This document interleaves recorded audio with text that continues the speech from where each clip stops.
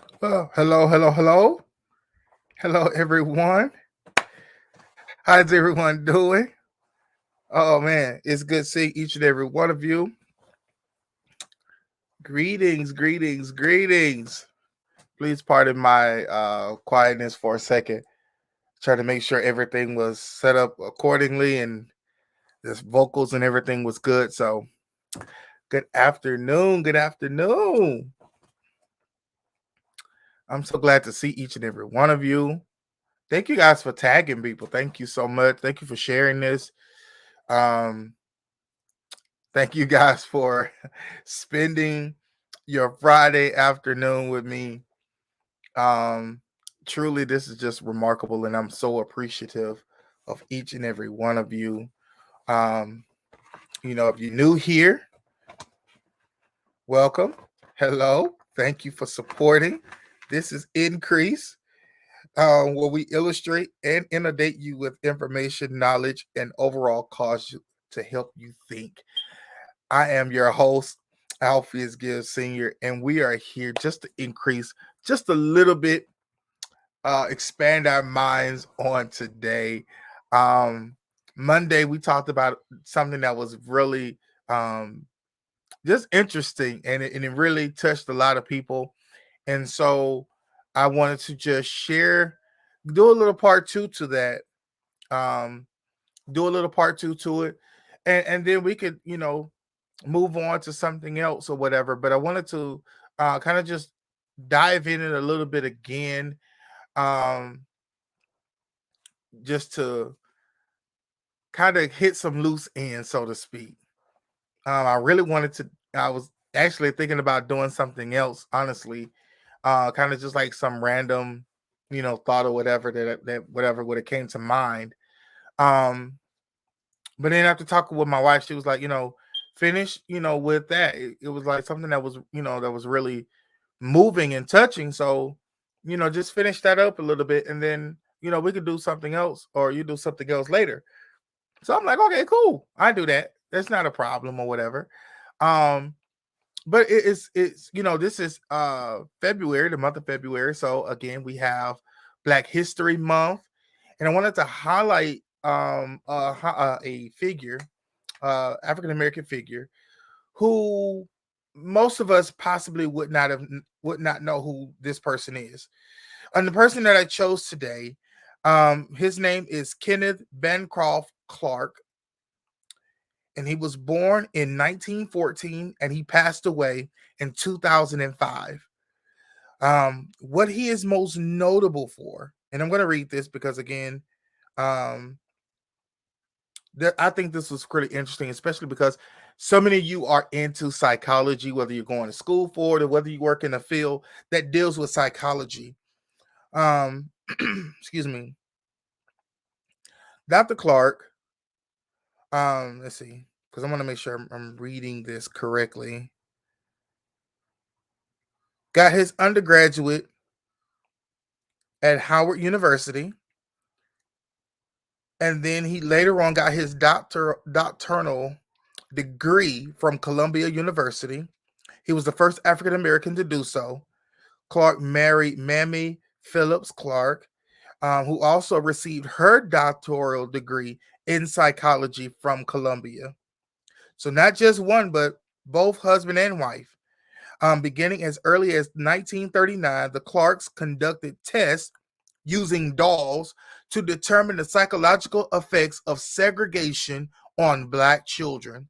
The NAACP used the Clark study to challenge the state mandated segregation for public school children, arguing that the study confirmed that segregated education inflicted harm on Black children.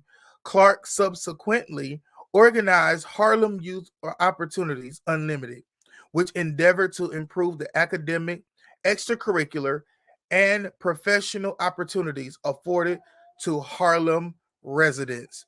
Clark became the first African American to become a tenured professor in the City College system of New York. In 1966, he became the first African American elected to the New York State Board of Regents. Clark retired from his post in City College system in 1975.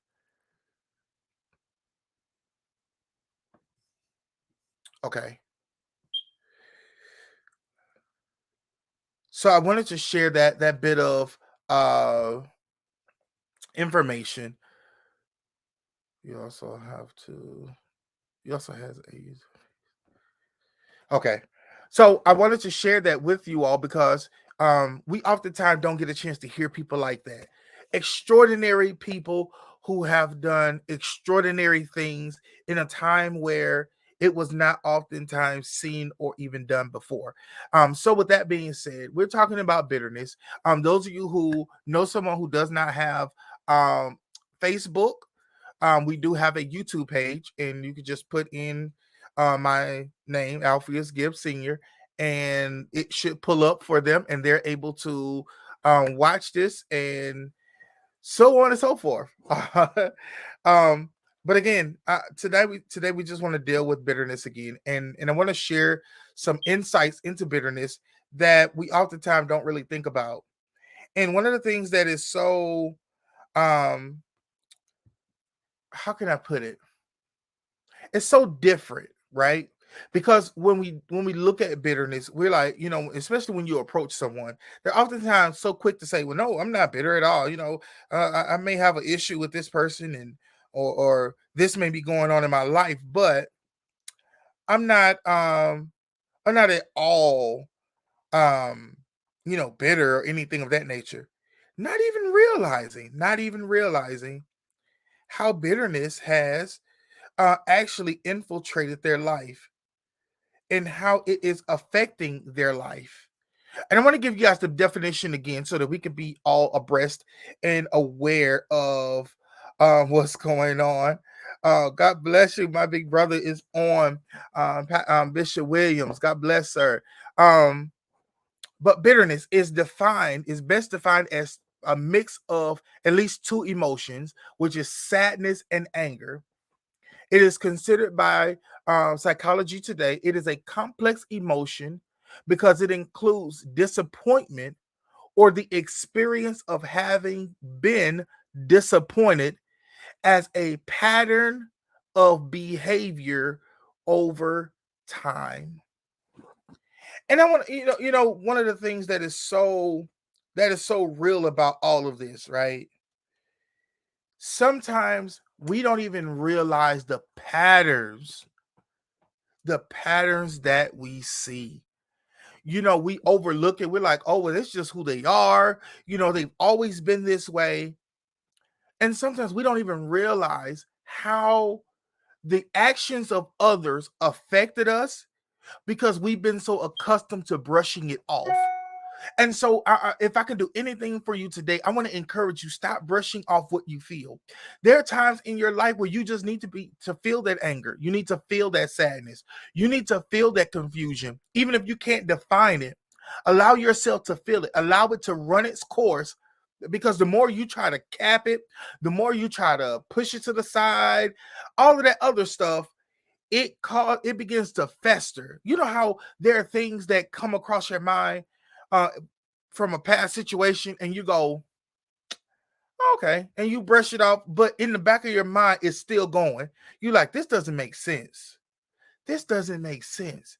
If you said this, then how come this didn't happen, or why did it go this way? Or if you were over here, then how were you over there? And you just begin to think about it. And the more you think about it, you're like, okay, I'm gonna brush it off because this is so and so, or this is my good friend, or this is a cousin, this is my brother, whomever. And when you don't do that, your mind gets so clouded and your heart begins to get sad. Your heart begins to get sad because you don't really know why a person did you the way that they did you. And so you don't even it's almost like a blow to the chest because you're trying to figure out, someone this close to me hurt me like this, or someone who you confided in for whatever the situation is could maneuver in a manner that would really expose you. Not and here's the funny thing about exposure. You know, when they say when you're exposed chest out, it's cool. You can see it coming, so you know who you're dealing with. When you're exposed with your back turned because you're doing something else, man, that hits you even harder. That causes a level of pain that you because it's like you're broad. It's not only that you're broadsided, but you're also hit without your defenses being up. You were thinking someone was covering you and they were exposing you. They were supposed to be praying for you. They were supposed to be, your friend, making sure everything was good, making sure that, while you're in your moment of weakness or your moment of trying to recover from various other things, that you get broadsided or you get hit from behind and you're not even prepared to fully handle it. And so this is why I try to tell people who are in church, especially, be very careful how judgmental you are toward people who are in leadership. Not because you're supposed to have this great respect for them, but there's going to come a moment when you yourself is going to be in the spotlight and you're going to have the influence, and someone is going to take your moment of weakness and begin to exploit you and begin to reveal sensitive areas about you that you're like, yo, why would you do that?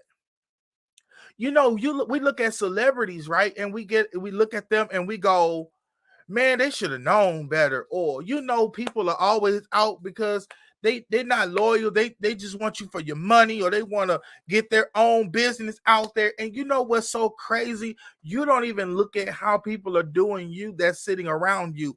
And so you have a group of people who are your friends, or you say your friends or whatever, and you don't even trust them with all of your information. There are people right now who's known you since you were almost birthed out of your mother's womb, but there's so much about you that they know nothing about because you don't trust them. You know that if you put your trust in them, something is going to happen and it's going to breed a level of bitterness out of you. And we're so busy living our life and we're so busy trying to cover tracks and doing for other people that you don't even allow yourself to feel what you feel. And so we're walking around with undiagnosed bitterness. We're walking, people don't know why you sit the way you sit when you're in a public setting, not even just in church, but just in a public setting, and how self-conscious you are because someone did something to you. And even though you may say I forgive you or whatever, because we really haven't dealt with, I'm not even going to call it trauma, but we haven't dealt with those kind of situations. You're right, snakes in the grass. We haven't dealt with that, right? It begins to alter your actions. It begins to alter your character when we don't deal with it, when we don't look at it, right? Like you can look at your past, and we can diagnose it into whatever. You can call it trauma, you can call it just living in the hood, you can call it survival, whatever you want to really name it.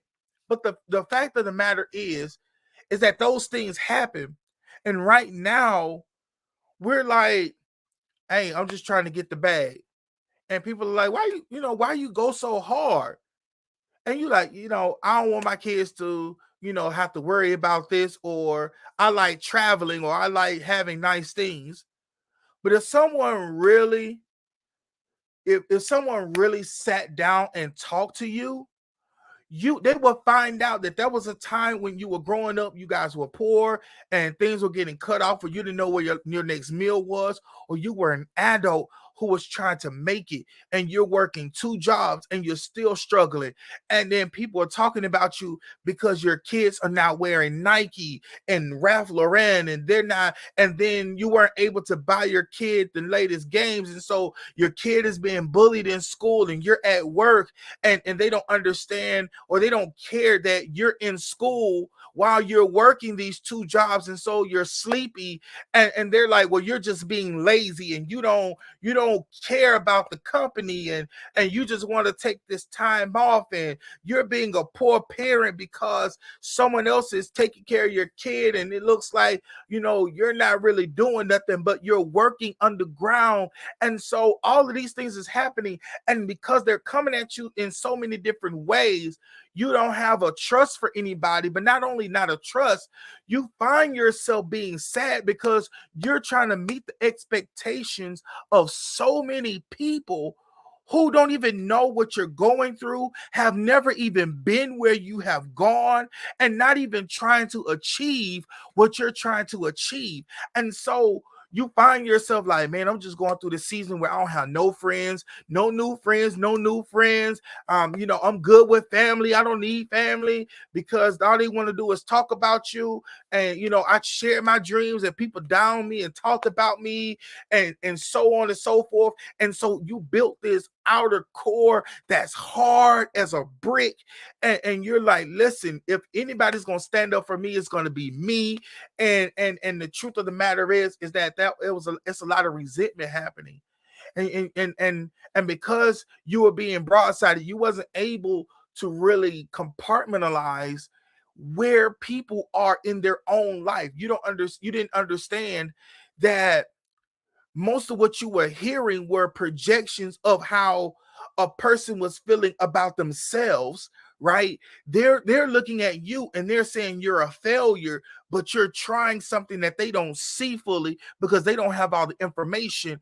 But then they themselves are feeling some kind of way because they themselves got beaten down when they told someone that I want to open up a vending machine business. They're like, that's stupid. Where are you going to put vending machines at? You know where you live? Where are you going to put a laundry mat? Everybody around you got a washer and a dryer. Why are you going to try to open up a taxi cab when all of the medallions are bought up? Why are you going to try and go to school to be a nurse when you barely made it out of high school? How are you going to do all of this, and how are you going to maneuver all of that? How are you going to make these things happen when don't nobody even rock with you like that, and you don't even realize like how many people are out of all those people who are talking about you or may even be looking at you, that there's a group of people who are watching you, and they're like, you're inspiration to me right now because I want to quit. But you don't hear those voices because you have that bitterness that's built up because you've dealt with so much. And so even when you go on vacation, you can never relax. Even when you're in the most loving relationships, you can never fully give yourself to it because so much stuff has happened and you don't even realize. You haven't sat back and go, not just, oh, I've been through a lot, but really begin to put voice to your pain, begin to put voice to your sadness. There were relatives that died and you didn't even get to proper mourn them because so much was going on.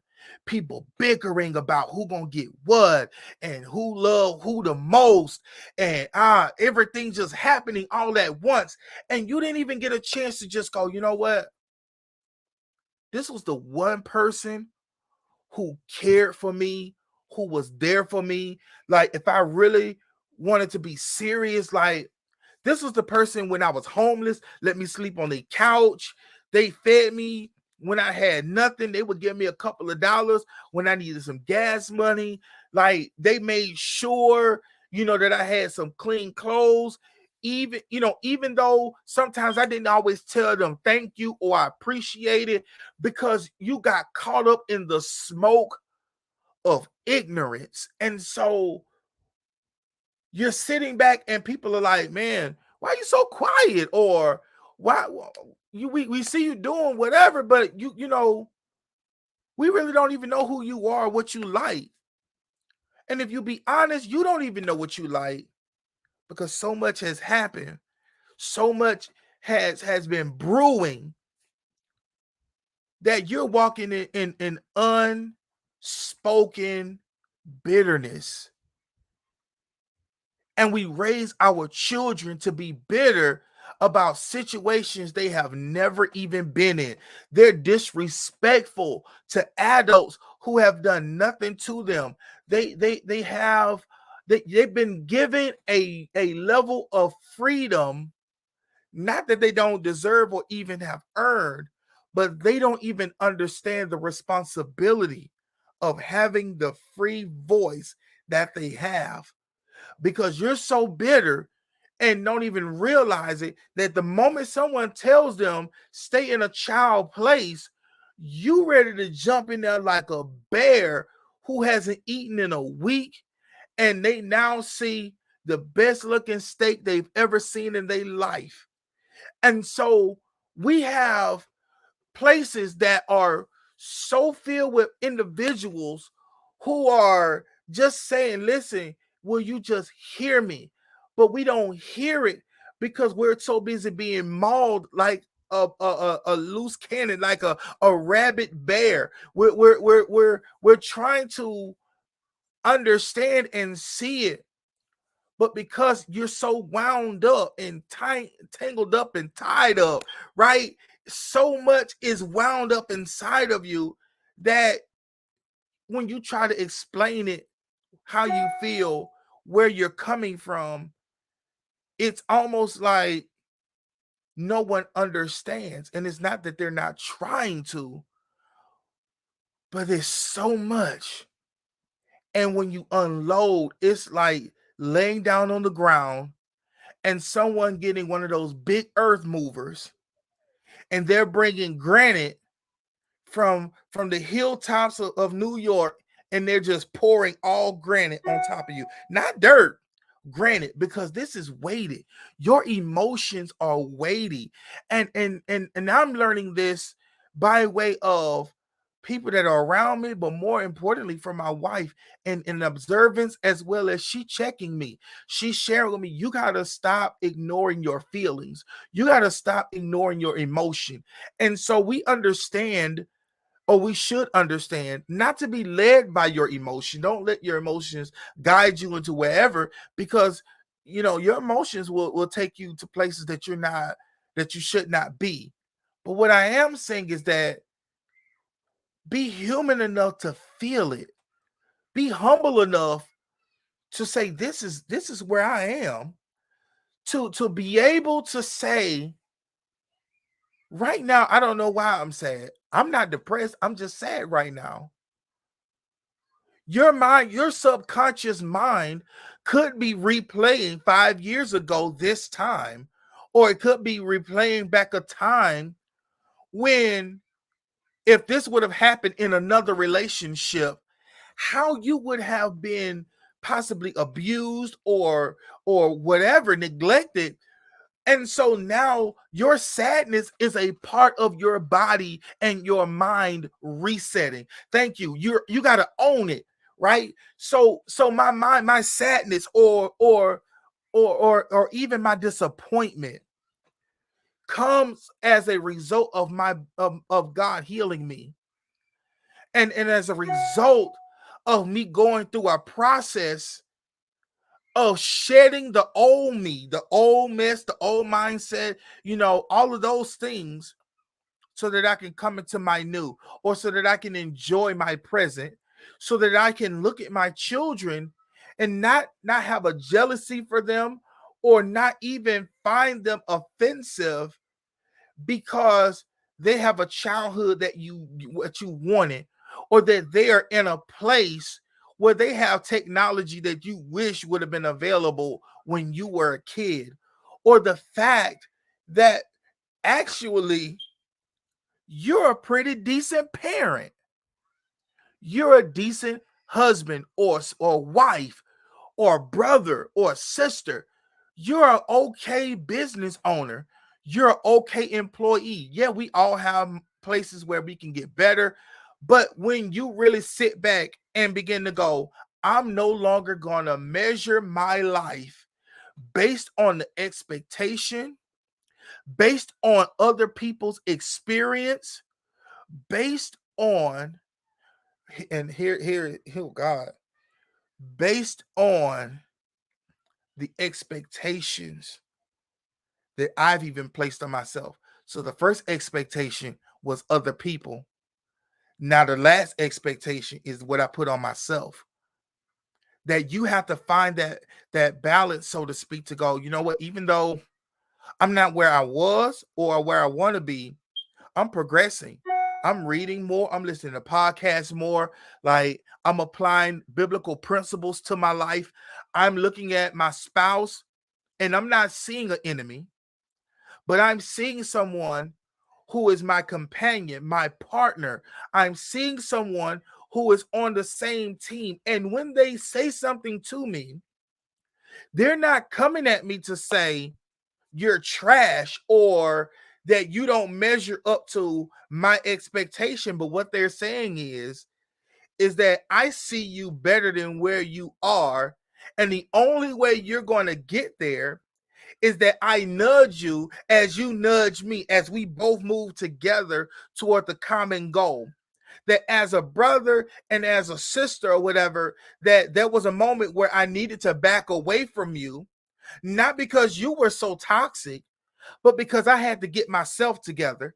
I had to understand my role in your life because I'm so accustomed to us being children and being siblings that now I got to look at you as an adult, as a business owner, as an employee, as a whatever, and understand that this is you. And now I need to adjust myself to who you are and what you bring, because everything isn't about me. And then begin to allow myself to look in the mirror and not see someone who is a failure, who is someone who don't measure up, to see someone who is worthy of love. And this is how you unpack, and this is how you deal with bitterness. This is how you have to be honest with bitterness. Bitterness, you have a reason to be here. It's not by chance that you just showed up. Bitterness, you're not just here because of something that happened yesterday. No, bitterness, you've been festering because according to resentment and disappointment, you got entangled with sadness and anger, and all four of you have combined yourself. And now I need to handle you in a certain manner, because if I don't, I'm gonna self-destruct. I'm gonna self-implode. So as we go forward, you got to begin to really look at yourself and go, I'm worthy of love. I'm worth where I am. What God has blessed me with. He has given it to me because he deemed me fit to have it. And so make no apologies for your happiness. Make no apologies for the money that you make. Make no apologies for your vacation. Make no I am a stickler for this. Make no apologies for your boundaries. There's some people who you have a cordial respect for, but they are not afforded the access that they used to have. There's some people who will never understand your pain, your responsibility, and your destiny. They'll never understand it, because where God has for them, it's for them. But then there's some who are so angry at themselves. They're so busy screaming to be heard that they'll never see, they don't value the person who you are, not the gift, not the talent, not the finances, not the influence. They don't value the you. They don't value the person, because they themselves are dealing with the same level of regret, the same level of I've had opportunity and I messed it over. And so when we begin to really look at those things, look at yourself inwardly. This is something that you don't have to advertise on Facebook. You don't have to make a post about it. You don't have to even sometimes initially you may not even want to share it with your spouse because you're ashamed of how you may feel. But here is the thing. Your spouse will begin to see the change. They're like, "Oh, what's going on with you? What are you doing differently?" And then you go, I really just started working on me. It may be months later, you may share with them, I was bitter. I've been a bitter spouse. Not because of you. No, no, no. Or it may be some things that you did that may have contributed to, but there's some outside things that's happening that I had to deal with. I had to look internally. Sometimes bitterness, bitterness is so toxic that those who in church, those who are anointed, their anointing is tainted because of bitterness. We oftentimes look at the tainting of an anointing because of some kind of sexual exploit that has taken place. Sometimes because of maybe some unbelief or some unsurety. Sometimes, even in life, we begin to look at our people outside of church and we begin to look at them and we go, well, man, they're so gifted, but their ego or their pride or whatever. And a lot of times it's really bitterness. That pride and that ego and all of that stuff is really to deter you from getting close to them. It's a reaction to push you away because they don't want you to see the shame. They don't want you to see the hurt. They don't want you to see the perpetual disappointment. I'll speak about me. There are times in my life. There are some dates in my life that I used to didn't even want to hear spoken because there was such a progress and such a move of just disappointment. That was such a pattern of disappointment that it seemed like I was forever going through the same thing or something similar. And people will go, man, you just don't know how anointed or how gifted or how talented and da da da da da. And I'm like, man, you don't even understand what is truly lying here. That I'm more afraid of hurting you than I am anybody else. And so I would rather hurt me than to hurt you. And then it was not until I went into prayer, it was not until I began to find myself around godly men and they began to give me godly wisdom. They began to share with me some of their experiences. They began to point me into directions of looking at myself and stop pointing a finger. Hey, God bless you, man of God. And when we begin to begin to really look at, I began to really look at my current state and some things that was going on. I began to go, man, I am bitter. Like, God, I'm pointing a finger at people, man, but this was me. Like, this was my reaction to people who are being genuine. Like, they're coming to love on me or they're coming to be my friend. And I'm like, nah, man, you smell like this person right here who did this, and I'm not gonna let myself go through that again. And I didn't even deal with how I felt about what that person did to me. I didn't even allow myself to feel something outside of anger. Because if I express sadness or disappointment, it looked like a sign of weakness. It looked like I was a punk. It looked like I was less than.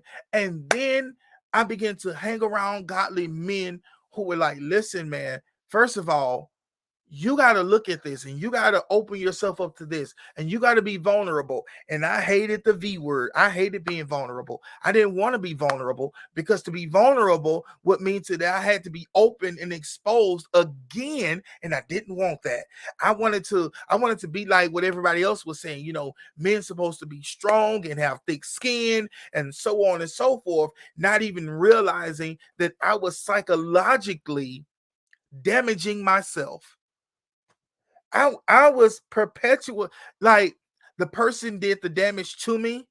I kept doing the same trauma to myself even while the person was gone.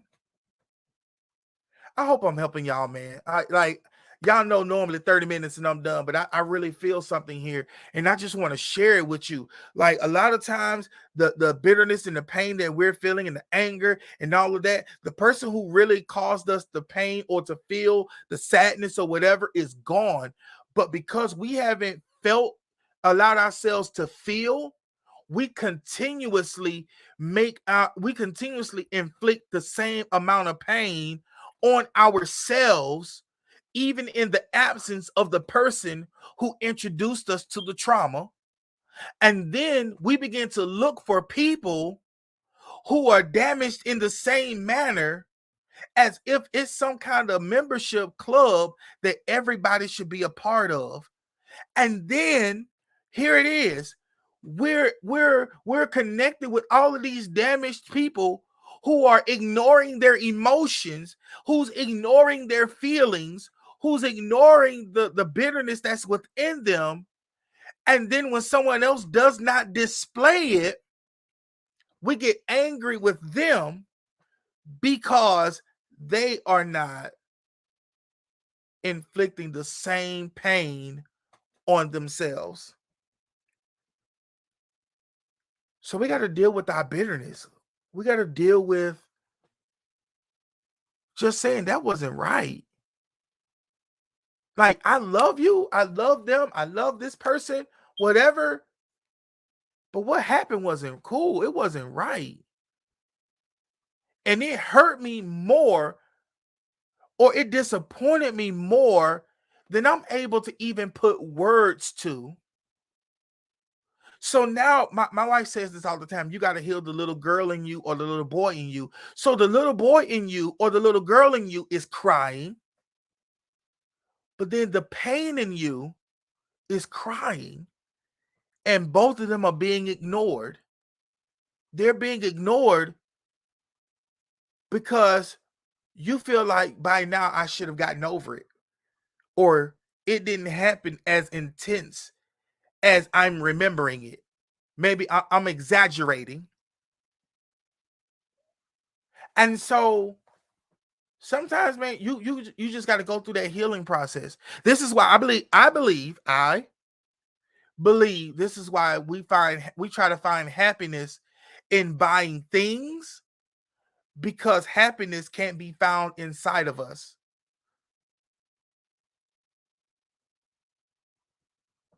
That's right.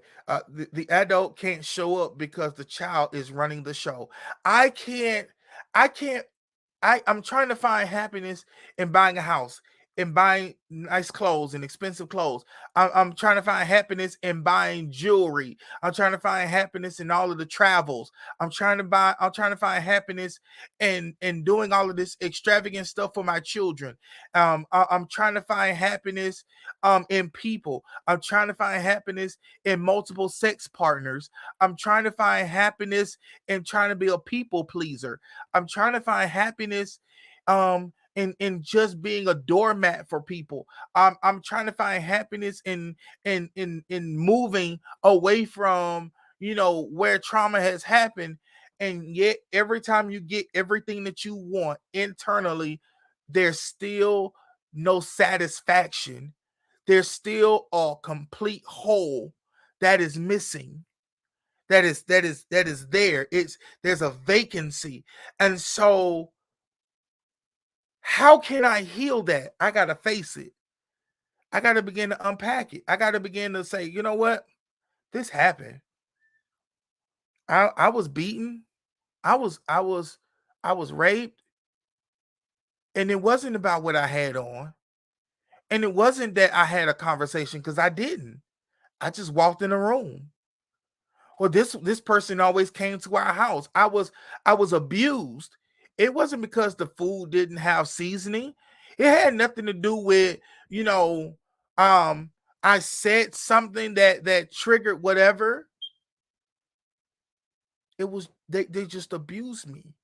Nothing I could have done would have prevented the trauma. I was a friend to them, but they wasn't a friend to me. They was I was in the relationship and I was faithful to a person who didn't even want to be with me. So then I cheated because they were cheating as a means of get back. All the while I'm still hurting because I'm loving somebody who don't love me back. I'm connected to somebody and I'm giving life to somebody who's not giving it back. So I felt deficient, but because I'm so invested in it and I'm trying to save face for my friends and the look and the image that my family see, because they're happy for me that I'm finally in a relationship, and I they see me with the nice clothes and they see me with the whatevers, and I'm doing this, but all the while I'm feeling like less than dirt. And then I'm beating myself because I'm saying I'm not small enough, or this isn't protruding out enough, or I'm not taking them out enough, or maybe my taste isn't sophisticated enough, or maybe my hair isn't right, or maybe I'm not friends with the right connection so that their career can take off. So many things, and we're inflicting all of this, and then when you come out of it, there's such a level of bitterness because there's been a pattern of disappointment that I don't even know. Like I don't know what to I don't even know where to start. If I go to a therapist, they want me to start at my childhood. If I talk to my friends, they want to deal with current situation. But they don't but I'm such a cesspool of things. I just know I need to start somewhere. So I want to encourage you. Start somewhere. Begin to unpack your life. Begin to allow yourself to feel. Allow yourself to begin to cry. It's cool. Allow yourself to feel anger. Allow yourself to feel whatever it is. But here's the thing, I want to leave you with this thought. As you're going through this process, don't do it on social media. Don't go on social media and share how you feeling. Don't go on social media trying to expose anybody, because the very person that you're exposing is possibly going through their own healing process. But more importantly, you inflict more pain upon yourself when you do those things through social media outlets. Handle your situation in private. Handle it through a therapist. Handle it in healthy manners. Don't grab the bottle and start drinking, and you start listening to old school jams and all this other stuff, and now you sitting there holding the bottle listening to Mary J. I was your lover and your secretary, working every day of the week. You tearing up because all it's gonna do is make it worse. Begin to journal. Begin to find yourself picking up a hobby. Maybe it's planning. Maybe it's cooking. Find healthy ways to handle it so that your energy and that your time is not wasted, but you're being authentic in everything that you're going through. Everything that you're allowing yourself to proceed through, that it is authentic, it is genuine, and it is bringing about healing, because everybody connected to you is going to receive healing just the same. I want you to understand that many people regret a lot of the stuff that they did, and they may never come to you and apologize. But that doesn't mean that you got to stop what you're doing because they haven't came over and said, "I'm sorry for how I treated you," because you might never even receive it. There are people who have died and they may never be, and they're not able to give you that apology. They're not able to tell you why they did what they did. That quite possibly the trauma that they inflicted on you was inflicted on them by somebody. And so give yourself the gift of letting go, because the more you let go, you'll find yourself forgetting. You'll find yourself in a healed place. You'll find yourself loving in such a manner. You'll find yourself laughing, and no one has told a joke, but you're just laughing at the mere fact that what tried to destroy you, or even where you are, you thought you'd never be. That's a gift that nobody else can give you but you. Bitterness has an anchor, and when it gets a hold of you, when it gets a hold of you, it stops you dead in your tracks. You may achieve many things. You may achieve many things, but you're still at that place where bitterness started. I like that. Learn to forgive without an apology.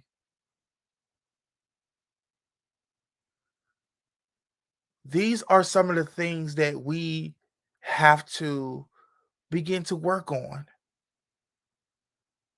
These are the things that takes time. It's a process. Don't rush it. I listen. Y'all know I like Rick Ross. Y'all know we got to push it to the limit. But sometimes you just got to ease up and let it take its course. Continue to keep your foot on the pedal to make sure that you're walking and healing, but don't push it to the point where you're trying to meet a deadline so that you can do what? Run back into the same thing? No. Slow up. Take your time. Hit all the ducks in a row so that when you present yourself or when people see you, they say, man, that's a glow about you. What you been doing? I've been healing. I've been sitting back and allowing myself to get better. Girl, man, I didn't know you were sick. No, no, no, not that kind. I'm not. I had to let go of some stuff. I had to release the toxins. I had to let it go. So I hope today, increase, you got something out of this. Thank you all for being with me for this 48, 49 minutes. Share this to as many people as you can. Again, I posted the YouTube link so you can go ahead and become a subscriber. Be on the lookout. We have some other stuff in store, but I just wanted to kind of bring you guys to a place of healing, a topic that we really don't always talk about. Here's the final thing.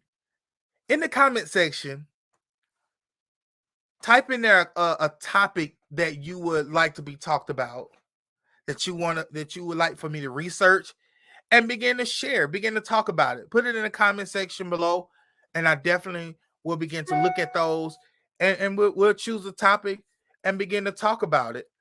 As always, please like and share and subscribe to the YouTube channel. Subscribe. I'm telling you, it's gonna be a blessing to you. And you guys have an amazing day. Enjoy your weekend. Please be safe. Those of you watching in the cold regions, please be safe. We don't want you to be out here in the ice and the snow and everything. But we're gonna have an excellent time. Y'all have a good evening or a good day, excuse me.